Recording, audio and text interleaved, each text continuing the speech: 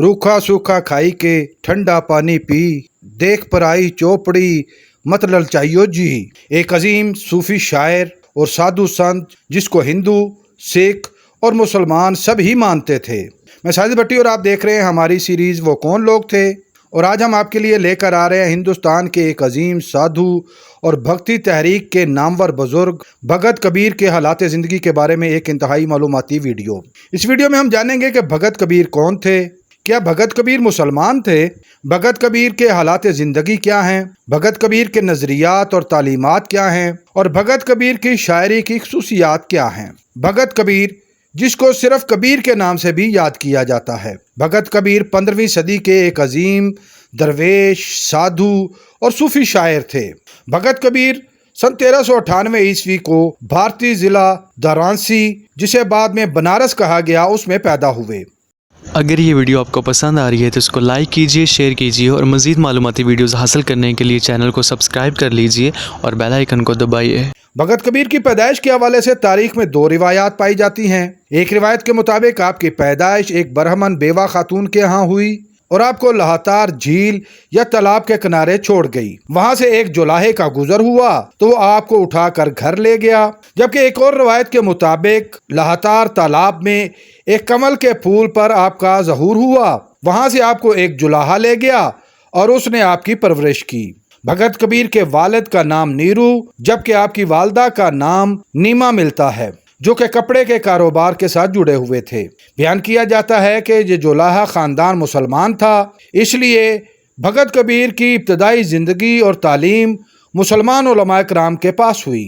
उसके बाद भगत कबीर ने तालीम के हसूल के लिए हिंदू पंडित रामानंद की शागिर्दी इख्तियार कर ली, जहाँ उन्होंने भक्ति की तालीम हासिल की। भगत कबीर भी उसी दौर की भक्ति तहरीक का हिस्सा बन गए। भक्ति, तसव्वुफ और संत तालीमात के लिए कबीर शायरी की ज़ुबान इस्तेमाल करते थे। कबीर ने ज़्यादातर दोहे या दोहड़े तहरीर किए।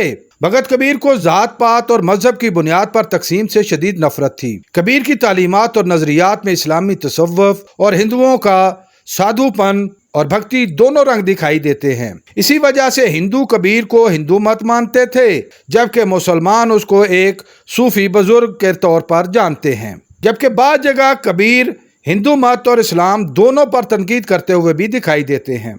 भगत कबीर को भक्ति तहरीक का सबसे बड़ा शायर कहा जाता है। कबीर बुत परस्ती के मुखालिफ और तौहीद परस्त थे। कबीर ने इश्क को इरफान ज़ात का जरिया बयान किया है।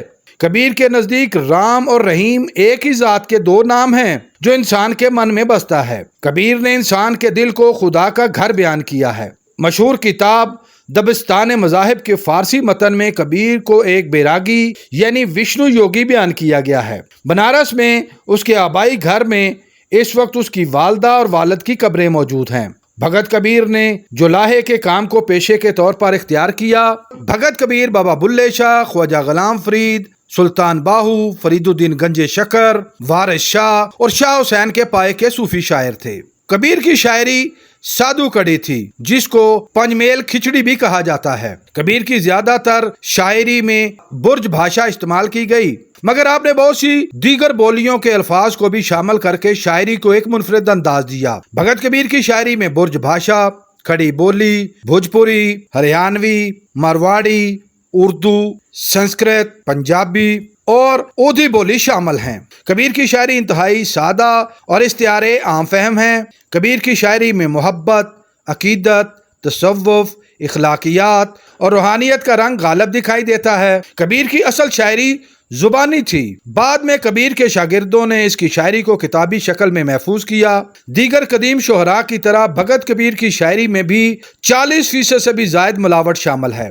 बाद में मुख्तलिफ शोहरा ने अपनी शायरी को भगत कबीर के नाम से उसके कलाम में शामिल कर दिया। कबीर के शायरी मजमूओं में कबीर बेजक, कबीर पूरा चाई और कबीर ग्रंथावली नुमाया हैं। ये किताबें 15वीं सदी से 17वीं सदी के दरमियान तरतीब दी गईं। कहा जाता है कि बाबा गुरु नानक जी सरकार भी भगत कबीर के सूफियाना शायरी से बहुत मुतासिर थे। सिखों की मजहबी किताब गुरु ग्रंथ साहब जी के सफ़ा आदि ग्रंथ में भी भगत कबीर के अशार शामिल किए गए हैं, जिसके शलोक बाकायदा सिखों की इबादत के दौरान पढ़े जाते हैं। भगत कबीर अपनी शायरी में बयान करते हैं कि चलती चक्की देखकर दिया कबीर रोए, दोई पाटन के बीच में साबित बचा ना कोई। आप फरमाते हैं बुरा जो देखन मैं चला, बुरा ना मिलया कोई। जो मन को खोजा अपना, तो मुझसे बुरा न कोई। कल करे सो आज कर, आज करे सो अब, पल में परे होएगी, बहुरी करेगी कब। एक और मुकाम पर आप फरमाते हैं कि बड़ा हुआ तो क्या हुआ, जैसे पेड़ खजूर, पंथी को छाया नहीं, फल लगे आती दूर। रविंद्रनाथ टैगोर ने 1915 में कबीर की शायरी को सॉन्ग्स ऑफ कबीर के नाम से तर्जमा करके शाया करवाया। कबीर की अदबी विरासत उसके दो शागिर्दों भागुदास और धर्मदास ने महफूज करके आगे पहुंचाई। कबीर अपनी शायरी में अपना नजरिया और तसव्वुर कुछ यूं बयान करते हैं कि मांगन मरण समान है, जत कोई मांगे भीख, मांगन से मरना भला, ये सतगुरु की सीख। आप फरमाते हैं कि माटी कहे कुम्हार से, तू क्या रोंदे मोए, एक दिन ऐसा होएगा मैं रोंदूंगी तोए।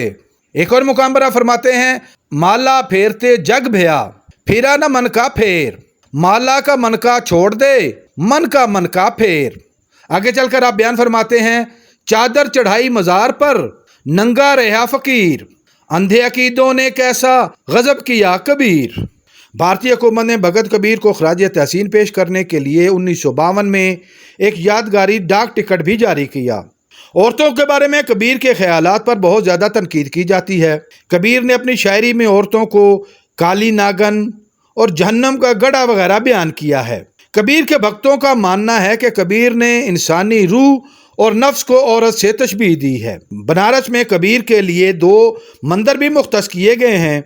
इनमें से एक मंदिर के इंतज़ामात हिंदू जबकि दूसरे मंदिर के इंतज़ामात मुसलमान करते हैं।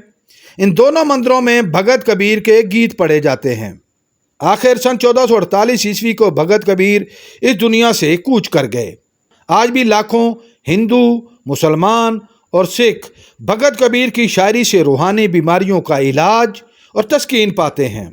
नाजरीन, उम्मीद है आपको हमारी ये काविश पसंद आई होगी। बहुत जल्द हम एक नई मालूमाती वीडियो लेकर आपके सामने हाजिर होंगे। अगर आप इस वीडियो के बारे में अपनी कोई राय देना चाहें तो कमेंट बॉक्स का इस्तेमाल करें।